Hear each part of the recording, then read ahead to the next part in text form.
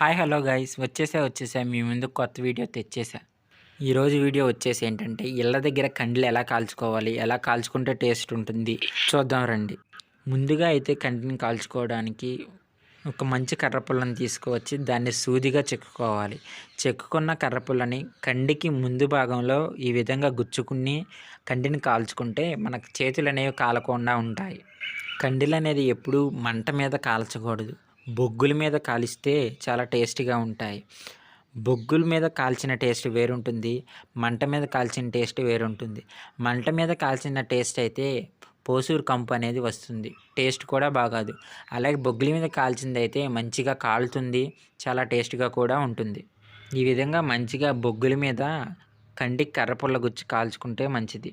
వేడివేడిగా కాల్చిన కండికి మీరు ఎప్పుడైనా నిమ్మకాయ, ఉప్పు, కారం ఆ కండికి పట్టించి తిన్నారా? ఒకసారి తినకపోతే ట్రై చేయండి, చాలా టేస్ట్గా ఉంటుంది. కాల్చిన కండి అనేది వేడి మీద తింటేనే తినగలం, లేకపోతే బిగుసుకుపోతుంది కాల్చిన కండి అనేది. నేనైతే కండి ఎప్పుడు కాల్చుకున్నా ఈ విధంగానే తింటాను. మీరు కూడా ఒకసారి ట్రై చేసి చూడండి. ఇంకెంతే ఫ్రెండ్స్, నా వీడియో కనుక మీకు నచ్చినట్టయితే లైక్ చేయండి, షేర్ చేయండి.